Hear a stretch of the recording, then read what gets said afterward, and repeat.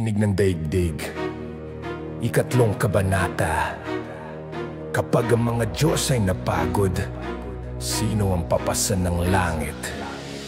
Tahimik ang mundo matapos ang himagsikan. Ang mga minahan ng ginto'y iniwan ng sangkatauhan. Si Enlil laging ngit-ngit, puno ng puot sa dibdib. Ngunit si Enki nag-isip, puso niya'y malambing at mabait. Tinika na ang nilalang nagumagapang sa lupa. May lakas silang taglay, ngunit isip ay kulang pa. Sa pagitan ng putik, apoy at dugo ng Diyos, isang giliya ang isinilang lihim na itinatago sa ulap ng unos. Mula sa likabok, buhay ay sumibol. Dugo ng Diyos sa lupa'y tumubo.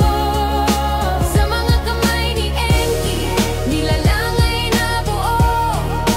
Tao ang sagot sa mundong bubuo. Sa ilalim ng erido, ilaw ay kumikislap. Mga sisidlang kristal, kaluluwa'y lumilipad. Kasama si Ninhursag, Diyosa ng buhay. Hinabi nila ang laman sa bawat pagpatak ng araw. Unay mga nilalang, walang mata, walang hinga. Sumunod ay mga halimaw, di makapagsalita. Ngunit isang umaga, sa tahimik na silid, isang anyo ang bumangong matay, nagninging sa liwanag ng langit. Tunamaraanag ng langit. Mula sa likabok, buhay ay sumibol. Dugo ng Diyos sa lupa'y tumubo.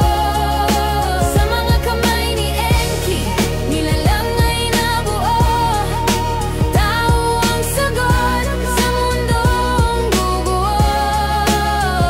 Pumasok si Enlil, tinig ay dumagundong. Anong nilalang ito? Sinong nagbabangon? Bawal ang dugo ng Diyos sa laman ng lupa. Ngunit si Enki tumugon, ito ang lunas sa ating sumpa. Tahimik ang silid, ang mga matay nagtama. Langit at lupa ngayon ay magkaisa.